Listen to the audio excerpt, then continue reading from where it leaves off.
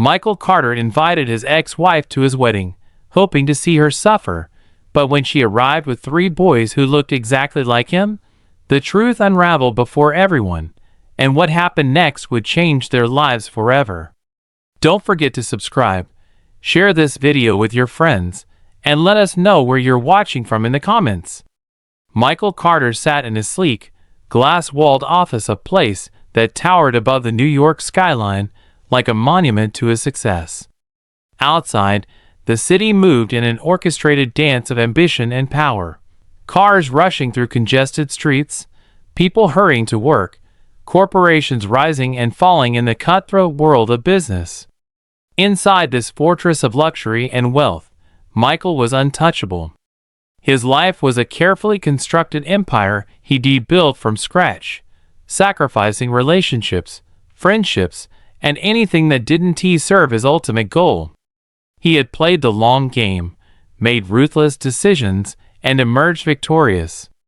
Now, he was on the brink of solidifying his legacy even further. His upcoming marriage to Victoria Davis, one of Los Angeles' most sought-after actresses, was more than just a personal milestone. It was a power move, a statement to the world that Michael Carter had it all. The wedding, set to take place in 2 weeks, was the event of the year, lavish beyond reason, meticulously planned, and attended by the most influential names in business, entertainment, and politics. It would cement his position at the top of society. Yet as he reviewed the final guest list, a dark and satisfying idea took root in his mind, making a slow smirk spread across his lips. Naomi Reed, the name was like an old song he hadn't heard in years, familiar but distant. She had once been his wife back when his company was still in its infancy, back when he was a man who still had room for love. He had loved her in his own way, passionately, recklessly, possessively, but ultimately, she had not fit into his vision of success. She wanted things he couldn't give: time, presence, a real partnership. In the end, she had walked away, leaving him with nothing but a few parting words about his inability to love anything but his ambition. Michael had barely given her a second thought after that. He had moved on, built an empire, conquered the business world, and surrounded himself with people who obeyed the rules or were forgotten. Naomi had been left behind, just another casualty of his rise to power. But now, as he sat in his office, the thought of her seeing what he had become and what she had lost was too delicious to ignore.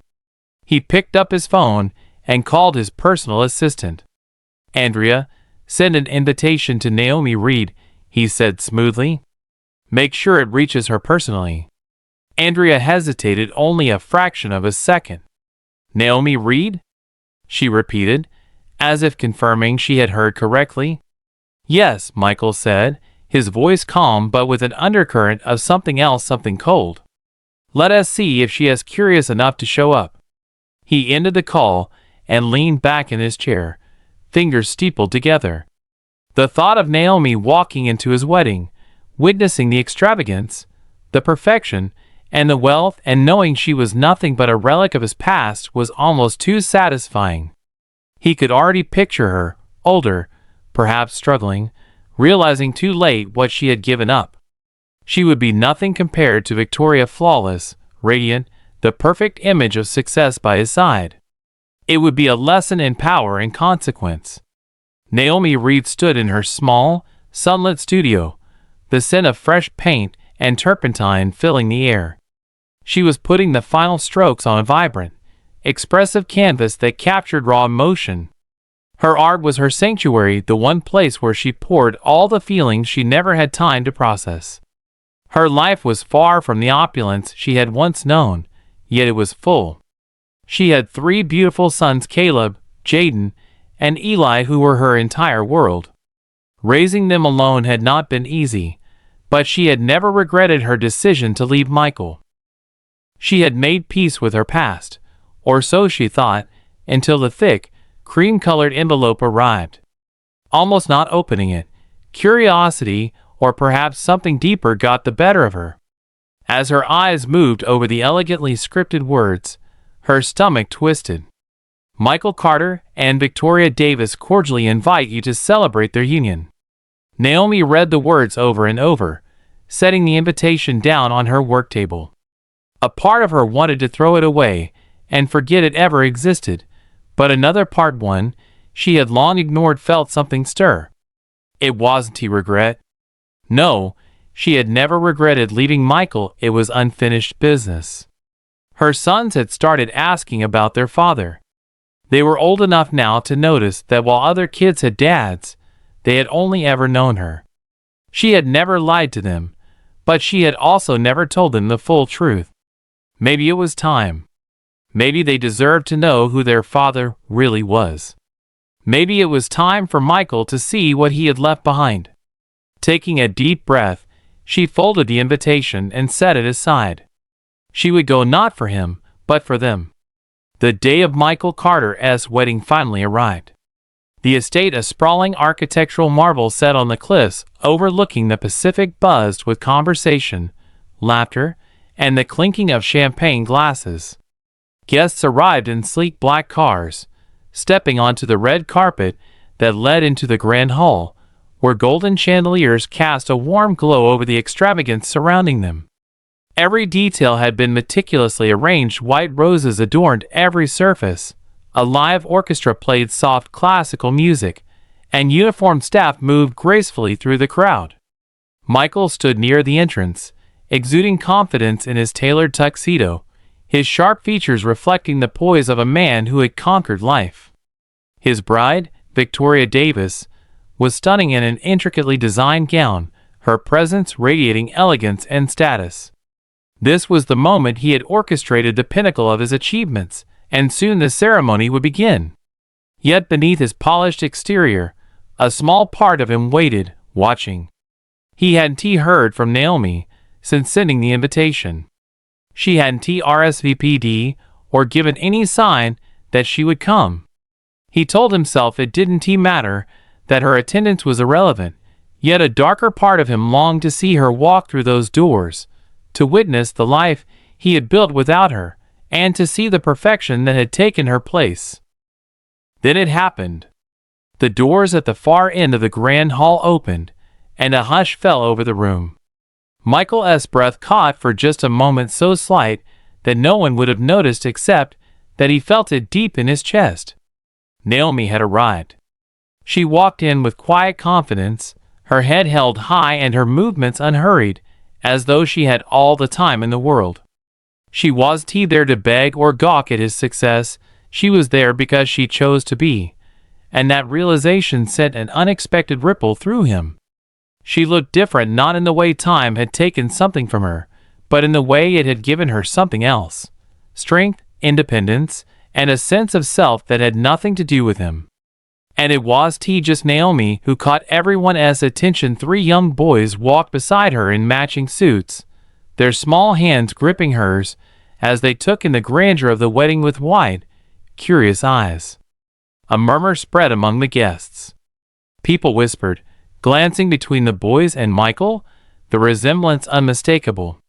Suddenly, the room felt smaller. Victoria, standing beside him, tensed. He could feel her posture shift as her perfectly composed expression hardened. Naomi had come, but not alone. She had brought his sons. The realization struck him like a sledgehammer. The boys, Caleb, Jaden, and Eli, were his. There was no denying it. Their faces, their expressions, even the way one of them furrowed his brow, was a mirror image Michael had seen countless times. He had sons, and he had never known it until that very moment. For the first time in years, Michael felt something raw and unsettling stirring inside him. Naomi met his gaze from across the hall, her expression unreadable. She wasn't there to create a scene or cause chaos. Her mere presence had unraveled everything. Victoria's fingers curled tightly around Michael's arm, her nails digging slightly into his sleeve. She didn't say anything, yet the unspoken question hung heavy between them. Who are those children? Michael's throat went dry as the room watched, eyes flicking between him and Naomi, between the woman from his past and the bride at his side, between the 3 boys who were undeniably his, and the man who Dee just realized his past wasn't as neatly buried as he believed. Then Naomi spoke. Her voice was calm and steady, and though she didn't raise it, every word resonated clearly in the silence. I didn't come here for you, Michael. Her eyes flicked to the boys before returning to him. I came because they deserve to know who their father is. A cold, sharp silence followed. Victoria finally released his arm and stepped slightly away, her carefully constructed mask cracking just enough for Michael to glimpse the fury simmering beneath. This was not how today was supposed to go, nor how his story was meant to unfold, but it was too late to stop it. The air in the grand hall grew thick with tension as murmurs among the guests swelled into a low hum, eyes darting between Michael, Victoria, Naomi, and the three boys. The resemblance between Michael and the children was undeniable. Whispers rippled through the crowd, and suddenly the opulence of the event, the extravagant floral arrangements, and the perfectly poised guests seemed like a fragile illusion, cracking under the weight of this unexpected revelation. Michael's jaw tightened as his mind raced, trying to process the unfolding events. He had never anticipated this moment. He expected Naomi to arrive looking regretful, defeated, perhaps envious of all he had built without her. Instead, she stood there, her gaze steady and unshaken, exuding a quiet confidence that unnerved him and the boys. His sons looked up at him with expressions ranging from curiosity to apprehension, their small hands still clutching their mother's. Victoria moved first, taking a sharp breath as she turned toward Michael. Her sculpted features barely masked her anger. She was a woman accustomed to control and perfection, and this scene playing out in front of the most influential people in the city was a disaster beyond measure. In a low, strained voice meant only for him, she hissed, "What is this, Michael?" He had no answer. His throat was dry, and his usual composure slipped for the first time in years. Caught off guard and unprepared, his mind scrambled for explanations, for a way to contain the situation before it spiraled further out of control. But there was no containing it now. Everything was unraveling before him. Naomi did not move, flinch, or offer any explanation. She simply stood waiting there to deliver the truth, not to plead or exact revenge. A ripple of movement among the guests signaled the arrival of reporters. Their cameras flashed subtly from the edges of the crowd, and someone had already texted a journalist. The story would spread within minutes. Billionaire Michael Carter's secret children, a former wife appearing at his wedding. The scandal would be unstoppable. Victoria stepped back from Michael just enough to create a visible distance between them, a calculated move to avoid humiliation by association. One of the boys, Caleb, if Michael remembered correctly from the few details he had absorbed in the haze of shock, tilted his head slightly, studying him with an unreadable yet questioning look. That small, assessing glance made Michael's stomach tighten. Then Naomi spoke again, her voice controlled yet carrying an undeniable power. "I don't need anything from you, Michael. I never did, but they deserve to know who their father is." Her words cut through the room, silencing even the last of the whispers. Naomi was not here to plead or seek revenge. She had simply delivered the truth, and now it was on him to decide what to do with it. Victoria exhaled sharply and crossed her arms, her voice dripping with venom as she spat, "This is unbelievable. How long were you planning to keep this little detail from me, Michael?" He had no answer. He hadn't known about this part, the part that shook him the most. Standing there, staring at the three boys who carried pieces of his face, it seemed impossible that he had ever lived unaware of them. Naomi's gaze remained unreadable, yet there was something final in it now. She had delivered the truth and was ready to walk away. Victoria had seen enough. With a quiet, dangerous calm, she turned on her heel and strode toward the doors, her head held high and her movements graceful despite the tension crackling around her. The train of her wedding gown swept behind her as she disappeared into the hall. She did not need to speak. The message was clear. This wedding was over. Michael stood frozen in the aftermath, the weight of the moment pressing down on him like a vice. The murmurs among the guests grew louder, a mix of fascination, disbelief, and quiet amusement from those who thrived on the downfall of the powerful. Naomi lingered for a moment longer before turning to her sons and giving them a reassuring nod. "Let us go," she said simply. She had no interest in lingering amid the spectacle. She had given them the opportunity to see the man who had been absent from their lives, but if Michael was unwilling to step forward, she would not force it. As she led the boys away, Michael felt something inside crack. He had spent years convincing himself that he had no regrets, that every sacrifice he made was necessary to achieve the life he now had. But watching Naomi and his sons leave the grand hall, and everything he had built, a terrible realization settled over him. For the first time in his life, Michael Carter was losing something he could never replace. The room had not yet settled from the storm that had just passed. Whispers and curious eyes still followed him. And yet, Michael felt as if he were standing alone in what was meant to be his perfect wedding. Despite the lavish decor and the carefully curated atmosphere of wealth and status, the event had transformed into something entirely different. He could still see Naomi leading the boys away, their small hands entwined, their backs turned to him, and that image pressed against his chest like nothing else ever had before. Victoria was gone, her heels clicking against the marble as she left without looking back, the crowd parting for her, as if no one dared to stop the woman whose world had just been shattered before hundreds of witnesses. And yet, Michael knew that despite everything, it wasn't Victoria he was thinking about. It was the moment Naomi had spoken, the moment she had declared with such certainty that she was there only for their children. In that instant, everything he had believed about his past shattered into something unrecognizable. He had assumed she had walked away and moved on, assumed that she had resented him and faded into insignificance.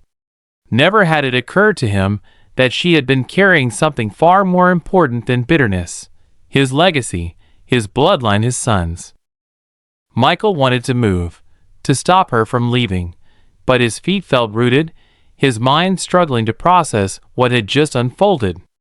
The world around him offered no time to think.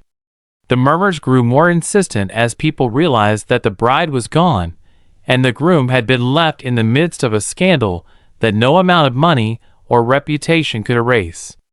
A few guests approached with carefully neutral expressions, but eyes full of interest. A man from a rival tech firm smiled pleasantly and said, "Well, Michael, congratulations are in order, a father to 3, quite the surprise."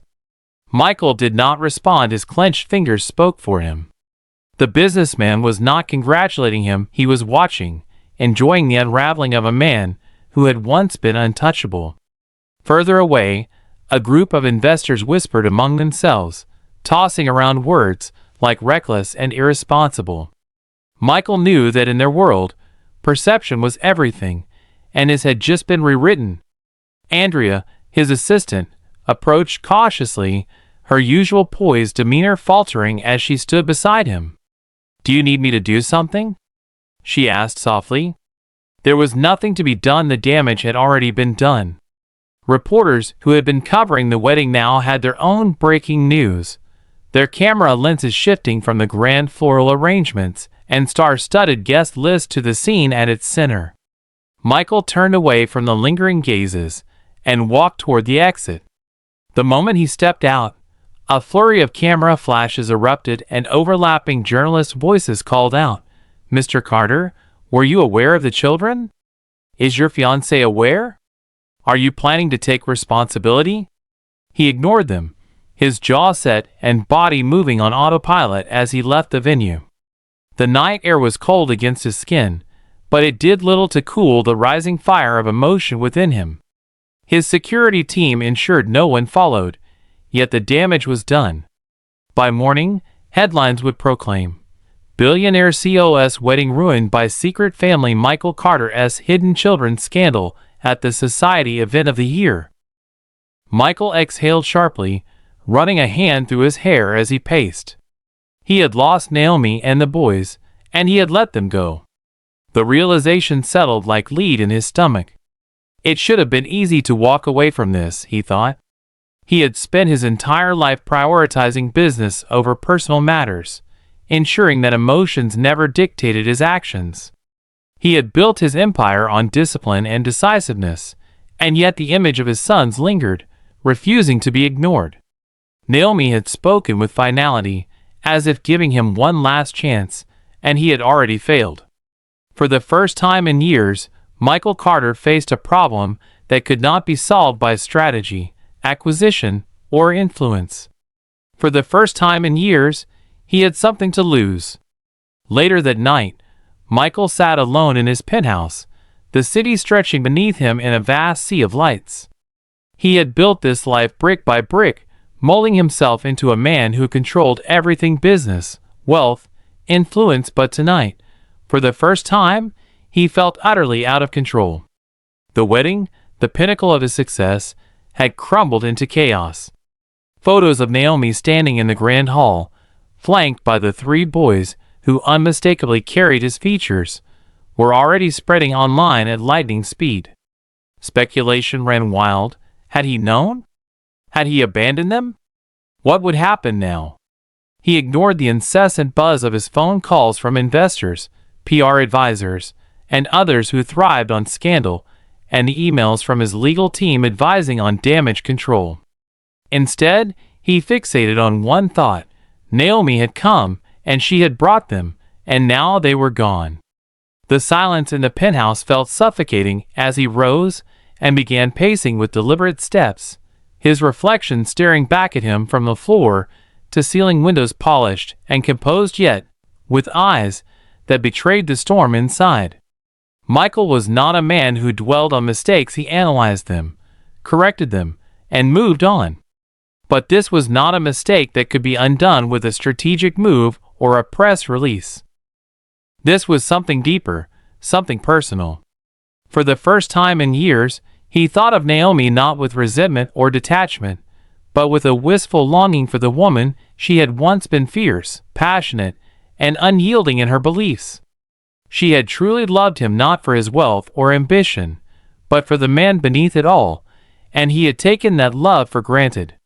He had expected her to yield to his world, to understand that his time, focus, and energy belonged to something greater than a relationship. When she had asked for more of his presence, more of a future not dictated by corporate deals, he had seen it as a distraction. So she had left. He had convinced himself it was for the best, that she had never understood the sacrifices required for success. But now, standing in his empire yet feeling that he had lost something far more valuable, Michael saw things differently. She had not been weak. She had walked away not because she couldn't handle his world, but because she refused to be diminished by it. She had chosen a life of meaning over ambition, a life in which she raised his children alone.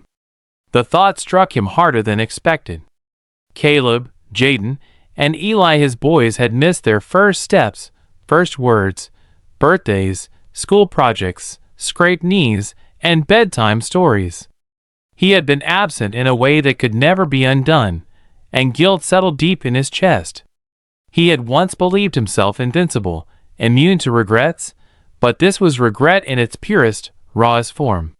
He thought of Naomi standing before him, composed and unwavering as she delivered the truth without accusation or demand. She had simply given him the chance to step up or walk away, and he had let her walk out. His hands curled into fists at his sides. No, he resolved, this isn't over. Michael had spent his life making things happen and never let opportunities slip by. Naomi might have given him a choice, but that didn't mean she had taken the decision away from him. Abruptly, he grabbed his phone, scrolling through his contacts until he found the one he hadn't used in years: Naomi Reed. His thumb hovered over the call button. Would she answer? Would she even listen? Did he deserve to hear her voice?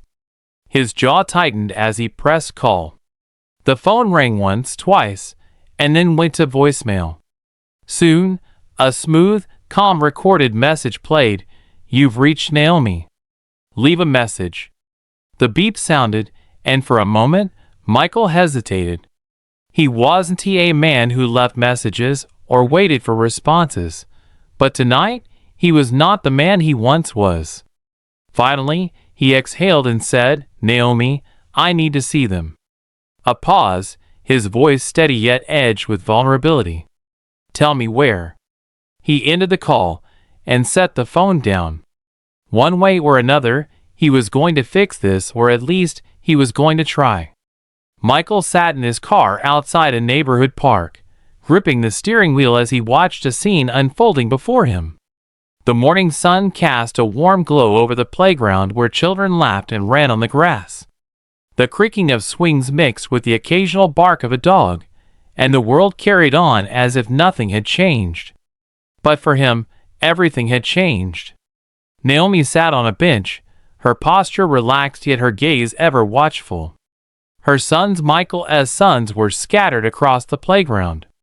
Caleb, the boldest, climbed the jungle gym, testing his limits as he moved from one bar to the next.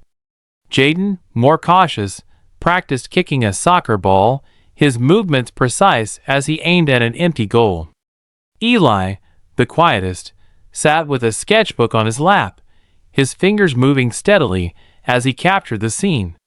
Michael exhaled slowly, his heartbeat heavier than it should have been. He had closed billion-dollar deals without flinching, built an empire from nothing with relentless determination, yet stepping out of his car felt like the hardest thing he had ever done.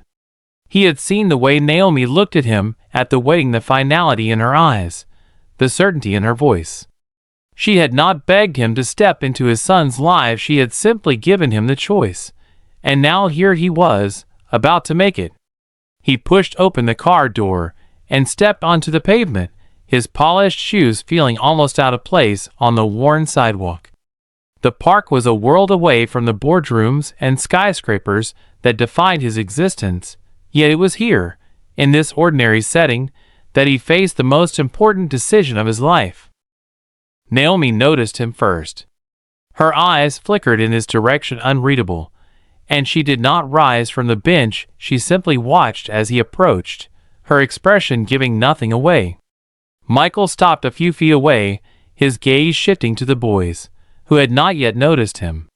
His fingers curled uncertainly. For years, he had commanded attention, owning every room he entered, but this was not a boardroom negotiation. This was something far more delicate. Caleb was the first to spot him, pausing at the top of the jungle gym with his small hands gripping the bars. He narrowed his eyes and simply stared, processing the sight of the man who, until 2 days ago, had been nothing more than a vague idea, a missing piece of a puzzle he hadn't known he was trying to solve. Then Jaden saw him too, his soccer ball rolled to a stop as he froze mid-step, his reaction cautious. Eli, the last to notice, paused his drawing, his eyes shifting between his mother and the stranger standing before them. There was no immediate recognition, no instinctual connection, just quiet curiosity. Clearing his throat, Michael suddenly felt too large, too imposing in this intimate scene. He had rehearsed what he would say, envisioned every possible opening, but now, standing here, none of it felt right. Naomi finally spoke, her voice calm yet carrying weight. "This is Michael Carter, not your father, not dad, just his name, a title, nothing more." The implication was clear. She would not define this relationship for them. They would decide for themselves what, if anything, he would be to them. Caleb climbed down from the jungle gym, brushing dirt from his hands as he stepped forward without fear. "You're the guy from the wedding," he said bluntly. Michael nodded uncertainly, unsure how to respond. "I am," he admitted. Jaden joined, his expression guarded. "Why are you here?" Michael hesitated, knowing there were 100 ways to answer and shape the narrative, but for once he wanted to be honest. "Because I should have been here sooner," he said quietly. Eli, seated on the bench with his sketchbook still open, watched silently. Naomi did not intervene, she simply waited, letting the moment unfold naturally. Caleb frowned and asked, "So why weren't you there?"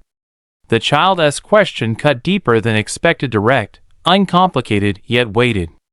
Michael's voice trembled as he replied, "I didn't know about you." Caleb didn't look convinced. Despite his youth, he was no stranger to learning hard truths. Michael continued, "If I had known, things would have been different."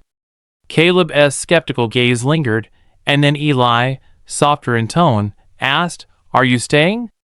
The question, more profound than the others, was not just about that moment or visit, it was about permanence, about whether he would be another passing figure in their lives.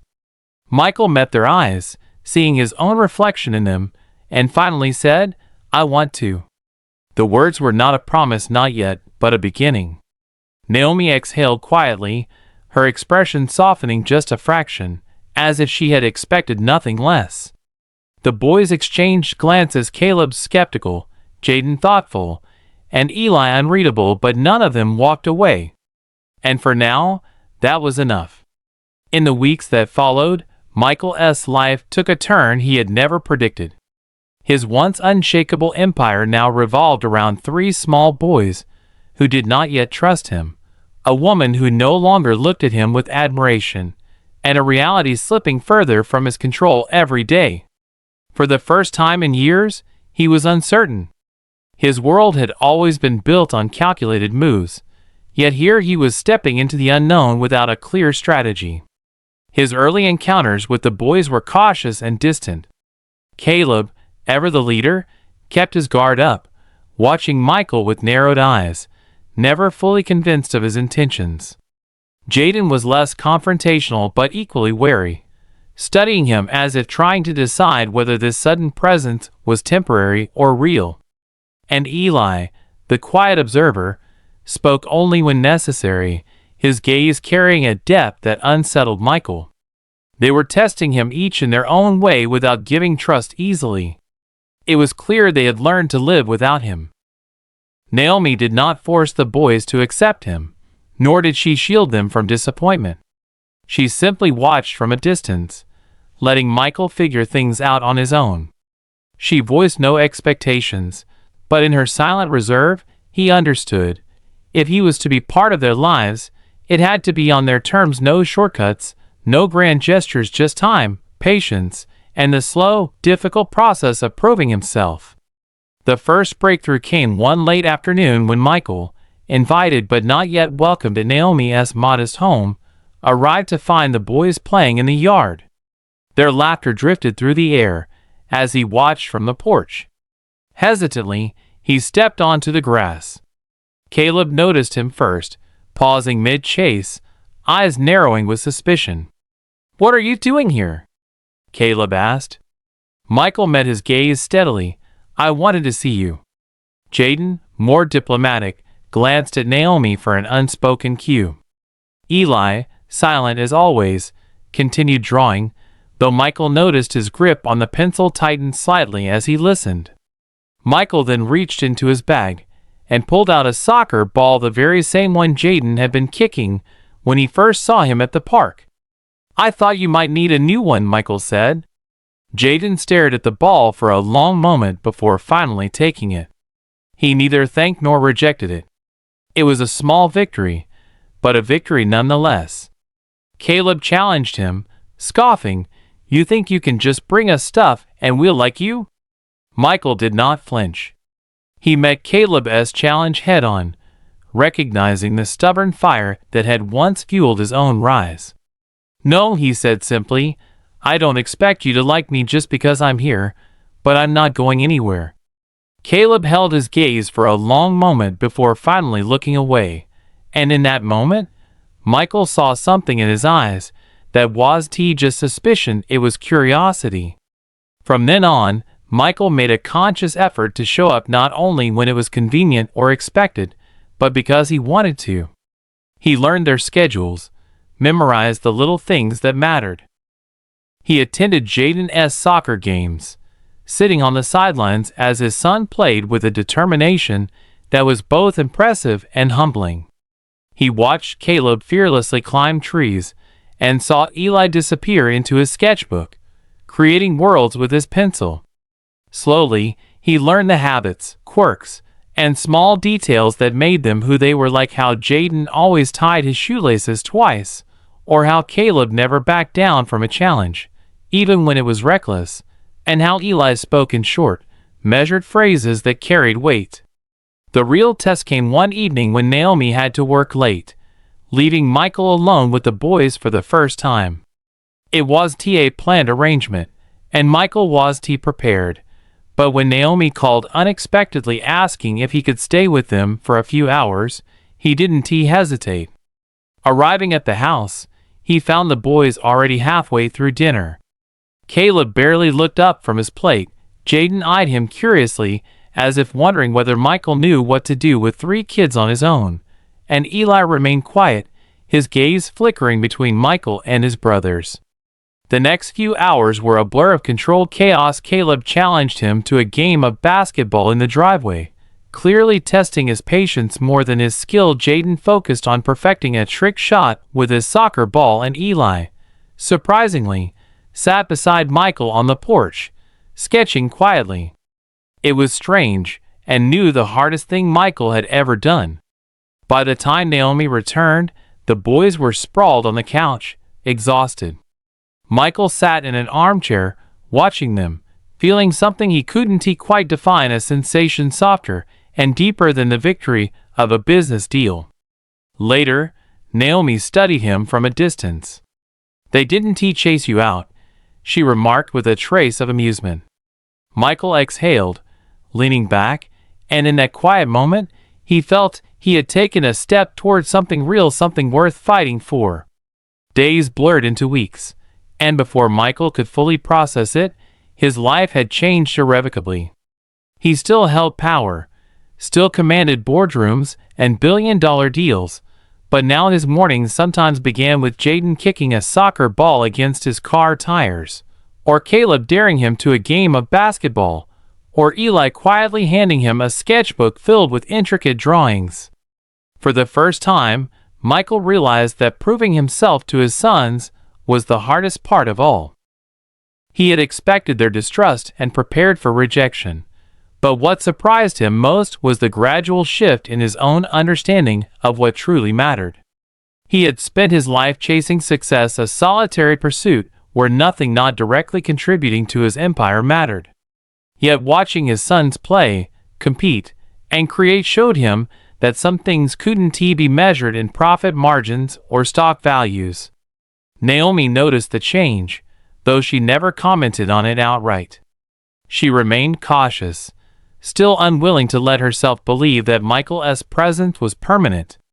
She had raised these boys alone, never expecting him to return, and she would not be easily convinced.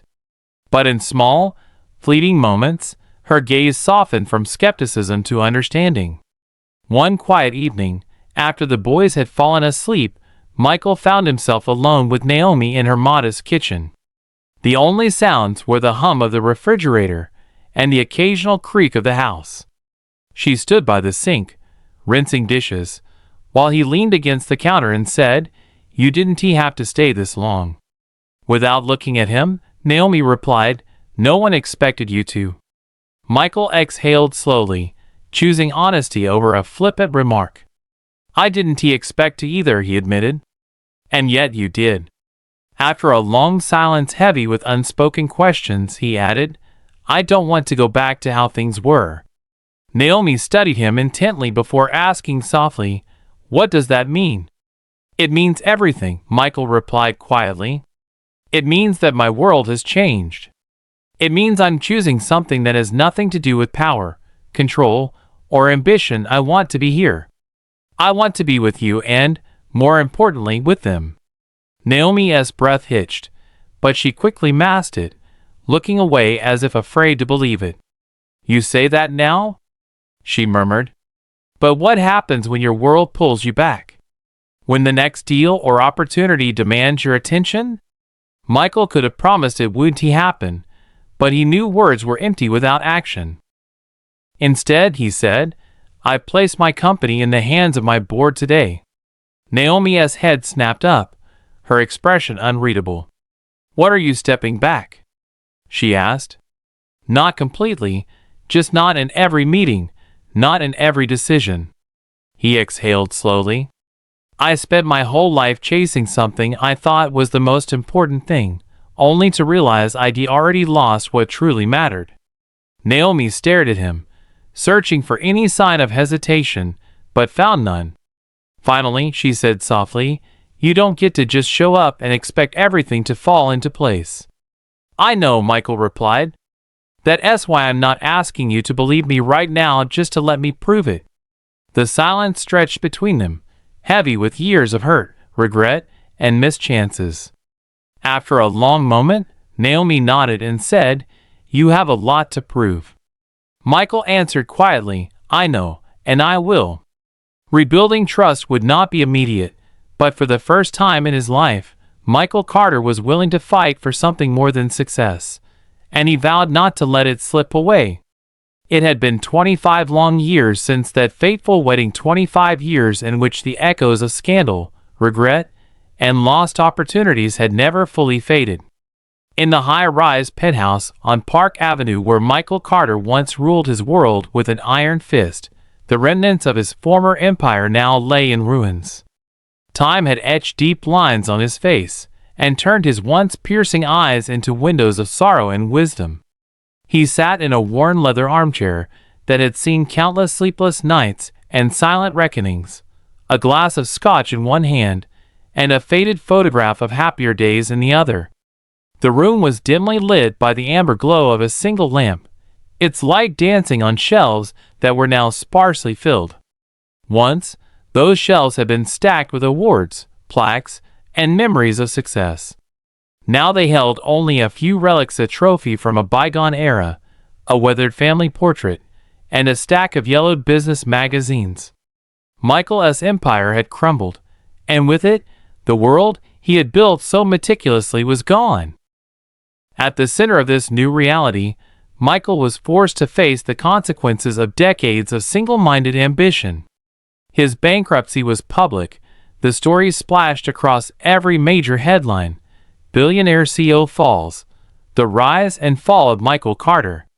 Once the embodiment of power and control, he was now a broken man grappling with harsh financial ruin and the aftermath of a near-fatal car accident that had almost claimed his life. It was a cold November night when the accident happened, a night that marked the beginning of a series of tragedies that would redefine the lives of every member of the Carter family. Michael had been driving home in his aging sedan, a far cry from the luxury vehicles he once preferred. The roads were slick from an unexpected rain, and a momentary lapse in judgment sent his car careening off the highway. The impact was devastating. Metal crumpled, glass shattered, and Michael, pinned among the wreckage, fought for every breath. Rescue teams arrived amid flashing red and blue lights, their faces grim as they worked to free him. Amid the chaos, a truth emerged that would haunt him for years to come. The severity of his injuries threatened his very survival. In the days that followed, as he lay in a hospital bed, with tubes and monitors replacing the steady rhythm of his heartbeat, his estranged family rushed to his side. Victoria Davis, his ex-wife, who had once left him, convinced that his world was beyond redemption, had sacrificed everything for her own survival. But even more heartbreaking was the sacrifice of his sons, who had sold every asset, every scrap of their family fortune, in a desperate bid to raise money for Michael's medical bills. The worst blow, however, came when it was revealed that one of his sons, Jaden, the middle child with the quiet eyes that had always seemed to hide a reservoir of empathy, had donated his kidney to keep Michael alive. It was a gift born out of both love and sacrifice, an act that underscored the stark contrast between the man Michael had once been and the father he had become. In the sterile white corridors of the hospital, Michael awoke to a chorus of beeping monitors and the faint murmur of doctors discussing his condition. His body was battered, his mind fogged by painkillers, but one thought pierced through the haze: he had been given a second chance. The near-fatal accident, the bankruptcy, the public humiliation, all of it had stripped away the layers of arrogance and detachment that had once defined him. "Mr. Carter?" a nurse asked softly as she adjusted the floor. "Can you hear me?" Michael's eyes fluttered open, and for the first time in years, he allowed vulnerability to seep in. "I can hear you," he rasped, his voice barely a whisper. The nurse offered a small smile, her eyes full of sympathy, but Michael's mind was already far away replaying the events of that disastrous night, the weight of each decision crushing him. When Victoria and the three sons finally gathered at his bedside, the air was thick with unspoken remorse and regret. Victoria, who had once been the polished image of Hollywood glamour, now looked older, her eyes clouded with worry and regret. Caleb, the eldest, bore a hardened expression, while Jaden's gentle, soulful eyes betrayed the pain of his sacrifice. Eli, the youngest, was silent, his quiet presence a constant reminder of the years he had spent yearning for a father who had always been absent. "I'm sorry, Dad," Caleb said at last, his voice cracking with emotion. "We did everything we could. We sold everything, even if it meant sacrificing our future." Michael's throat tightened. "No, I'm the one who is at fault," he murmured, struggling to reach out to his sons. "I lost sight of what mattered: family, love, and trust. I was too blinded by ambition." Jaden, still weak from the kidney transplant, squeezed Michael's hand with fragile strength. "I did it because I believed you deserved a second chance," he whispered, his voice filled with a mix of pain and hope. Eli, his gaze fixed on the floor, finally spoke in a soft tone. "I've always wanted you to be here, Dad." His simple words cut through the room like a knife, leaving no room for pretense. In that moment, Michael realized that he had been given a lifeline, not only physically but emotionally as well. The betrayal of the past had given way to a raw, unvarnished truth. He had a chance to rebuild what he had lost. But the path ahead would be steep and fraught with hardship. As Michael slowly recovered from his injuries, the Carter family's dynamics began to shift in unexpected ways. The bankruptcy had left them with nothing, yet it also leveled the playing field. Gone were the days of luxury and untouchable power. Now, the family was forced to confront the raw reality of their lives and the decisions that had led them to this point. In the dim light of a modest apartment that had become their temporary home, Michael and his sons gathered around a rickety dining table. The space was nothing like the opulent settings of their past, but it was filled with a newfound warmth, a sense of togetherness that had been absent for far too long. "Dad, we've been thinking," Caleb began, his tone measured and cautious. "Maybe it's time to rebuild something that isn't just about money. I mean, we lost everything, but maybe we can rebuild together." Michael's eyes, once so hardened by years of corporate warfare, softened. "Rebuild?" he echoed, his voice laden with disbelief. "You think we can rebuild our legacy?" Jaden, his voice steady despite his pain, replied, "I believe we can, if we learn from the past. We can start with what we know, our family's history, our experiences, and build something meaningful out of it." Eli, the quiet observer, nodded in agreement, his eyes reflecting a maturity beyond his years. "We need to work together. Maybe, Dad, you could teach us what you learned about business, about life. Let us create a new empire, one that is built on trust and resilience, not just on profits." For the first time in decades, Michael felt the stirrings of hope. The idea of imparting his hard-won wisdom to his children, of forging a new path that reconciled ambition with compassion, was both daunting and exhilarating. Over the coming weeks, as Michael continued his physical recovery, he began to outline a plan for rebuilding the family business, not the ruthless empire of his youth, but a venture that reflected the lessons of the past. One chilly winter evening, with frost creeping along the window panes, Michael gathered his sons in the small study that had once been his private sanctuary of success. The room was filled with the scent of old books and the lingering aroma of coffee, a quiet haven from the relentless pace of the outside world. "Listen," Michael began, his voice firm yet gentle, "I have spent my entire life chasing success, believing that wealth was the only measure of a man's worth. I was wrong. The real legacy we leave behind isn't measured in dollars, and since it's measured in the lives we touch, the lessons we pass on, and the strength of our bonds." Caleb leaned forward, his eyes glistening with unshed tears.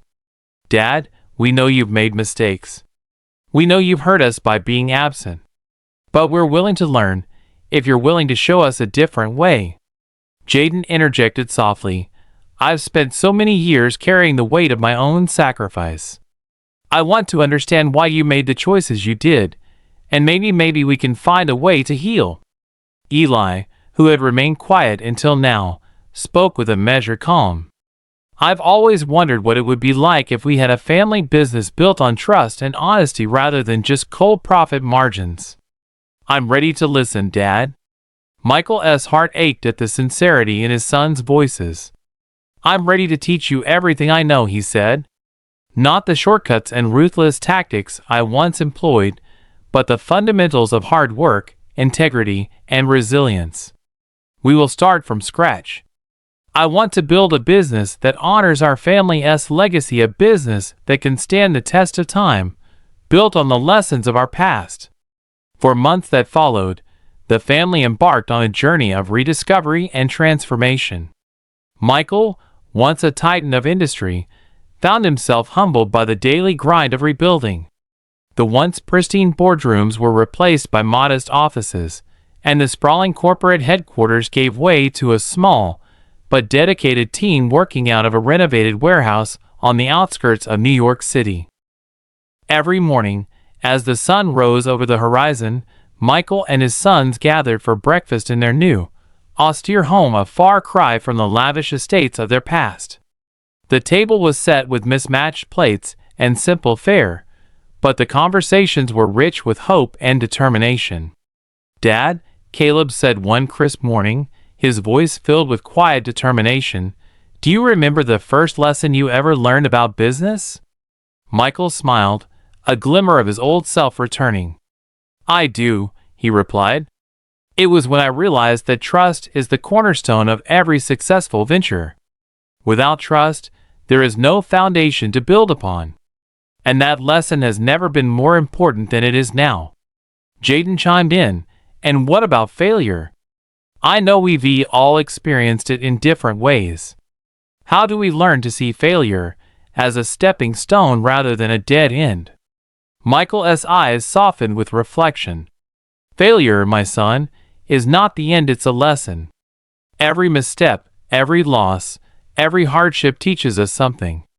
It forces us to re-examine our choices and to find a better way forward. In our new journey, we will not fear failure, we will embrace it as part of the process." Eli, who had always been the quiet observer, added, "And we must remember that no matter how dire the circumstances, we have each other. That bond is more valuable than any amount of money." The lessons that Michael imparted were not just about business strategies and financial acumen, they were about life itself. In the evenings, after long days of planning, designing, and rebuilding, the family would sit together in the modest living room, their faces illuminated by the soft glow of a table lamp. They talked for hours about dreams, regrets, and the future they hoped to create. "Dad," Caleb said one night, his tone both challenging and hopeful, "I want to know what motivated you to keep going, even when everything seemed lost. What kept you moving forward?" Michael took a long, slow sip of water before answering. "It was the realization that I had wasted too many years chasing things that didn't truly matter.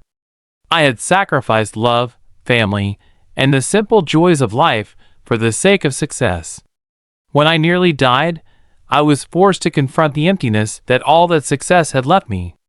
And it was then I realized that the greatest wealth isn't found in money, it's found in the relationships we build and the legacy we leave behind."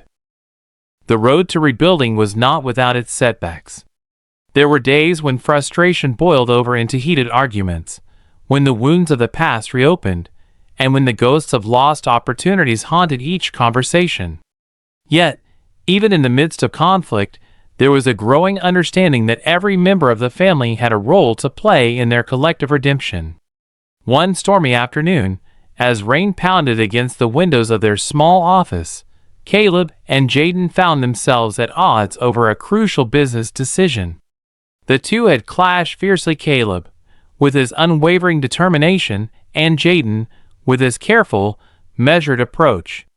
"You're too cautious, Jaden," Caleb shouted, his voice echoing in the cramped space. "If we don't take risks, we'll never rebuild what we lost." Jaden's eyes narrowed as he shot back.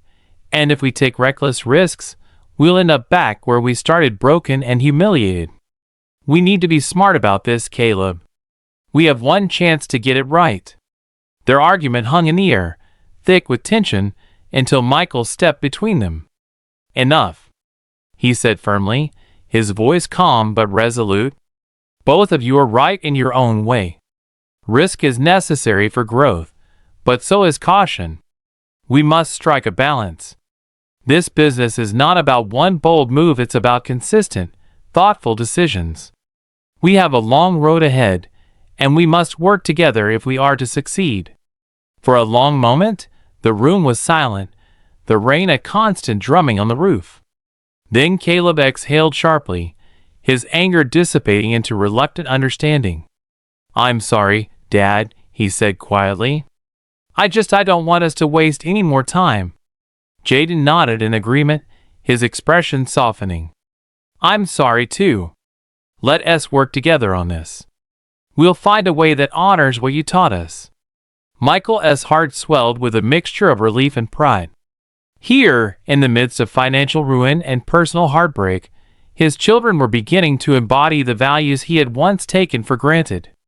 Their resilience, their willingness to learn and grow together, was the true measure of success. Months turned into years, and slowly but surely, the Carter family began to rebuild their business from the ground up. The new venture was modest at first, a small company focused on sustainable products and ethical practices, but it carried the weight of a hard-earned lesson.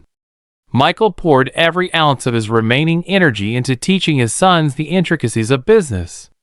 Together, they worked long hours, learning from every mistake and celebrating even the smallest victories. One bright spring morning, as sunlight filtered through the windows of their modest headquarters, Michael gathered his sons for what would be one of the most important meetings of his life. "Today marks a new beginning," Michael announced, his voice steady despite the years of hardship. "We have built this company on the foundation of our past mistakes, our shared struggles, and the belief that we can create something lasting. I want each of you to understand that business isn't just about numbers or deals, it's about integrity, relationships, and the relentless pursuit of something better." Caleb, now the unofficial leader of the group, looked his father in the eye. "Dad, we've learned so much from you. We understand that every setback is an opportunity to learn, and every failure is a chance to grow. We're ready to take what we've built here and expand it into something that honors our family's legacy." Jaden added, "I believe that our company can not only be profitable, but can also be a force for good. We can show the world that success doesn't have to come at the expense of our values." Eli, whose quiet wisdom had grown even deeper over the years, simply said, "I'm with you, Dad. I want to see our family stand together, stronger than ever." Their determination was palpable, and Michael's eyes filled with tears as he realized that, despite the scars of the past, hope was rekindling in the hearts of his sons. He took a deep breath and began to share the core principles that had once driven his ruthless ascent to power, and that now, in the twilight of his life, were being reimagined as the pillars of a new era.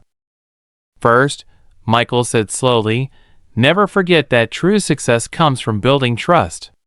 Every decision you make must be guided by honesty and respect for those around you.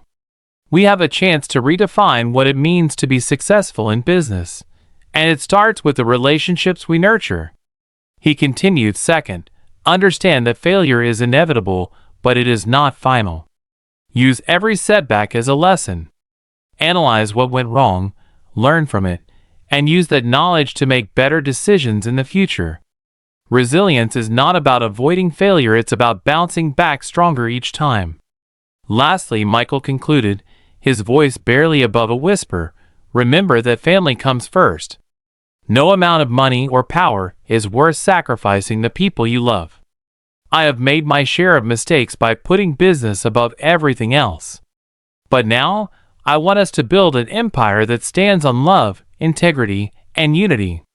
In the months and years that followed, the Carter family business grew slowly but steadily. Their humble beginnings gave way to a company that championed ethical practices, community engagement, and sustainability. With every small victory, the family's bond grew stronger, a testament to the power of forgiveness and the relentless drive to create something meaningful out of even the deepest despair. During one pivotal board meeting held in a renovated conference room that once served as Michael's private study, the three sons gathered around a long, polished table. Sunlight streamed through large windows, illuminating the faces of the young men who had come so far from the troubled days of their youth. Caleb, now serving as the CEO of the newly reformed company, addressed his brothers with passion. Today, we stand on the precipice of a new era. We have learned from our father's mistakes and successes alike. Our business is not just about making money, it's about making a difference. Let us honor his legacy by building something that will last for generations. Jaden, who had taken on the role of Chief Operations Officer, nodded emphatically. We've built this company from nothing. Every challenge we faced has made us stronger. I'm proud of what we've accomplished, and I'm even prouder to work alongside you both as we shape our future. Eli, whose quiet resolve had evolved into a calm certainty, added, I know that our journey wasn't easy, and we've lost so much along the way. But the sacrifices we've made, like the one I witnessed when Jaden donated his kidney to save Dad, are reminders of what we're fighting for. We owe it to ourselves, to Dad, and to the legacy of our family to build something that stands for more than just wealth. Their voices, filled with conviction and unity, resonated throughout the room, echoing the promise of a future that would rise from the ashes of the past. Outside, the city bustled with the energy of new beginnings, a stark contrast to the darkness that had once enveloped the Carter family. Years later, in a quiet celebration held at the company's newly established headquarters, a modern structure that balanced elegance with functionality, the Carter family gathered to commemorate their rebirth. Michael Carter, now a frail but dignified figure, stood before his sons and a small audience of loyal employees and community members. In a moment that encapsulated the transformation of his life, Michael began to speak. When I was younger, I believed that success was measured by the size of your bank account, the power of your influence, and the ruthlessness of your decisions. But I was wrong. The true measure of success lies in the strength of your character, the depth of your relationships, and your ability to learn from every failure. He paused, his gaze drifting over the faces of his sons Caleb, Jaden, and Eli, each embodying the lessons of love, sacrifice, and perseverance. I want you to know that I have no regrets about my past, because every mistake, every misstep, led us to this moment. I have come to understand that the greatest legacy we can leave behind is not a sprawling empire built on greed, but a family united by trust, compassion, and the willingness to rise above our shortcomings. The room was silent as Michael continued. I pass on to you not just the business acumen that I once thought defined me, but the wisdom that came from losing everything and then finding my way back to what truly matters. Use your talents to make this world a better place. Let the pain of our past remind you that even in the darkest times, there is hope for redemption. Caleb stepped forward, his voice steady and confident.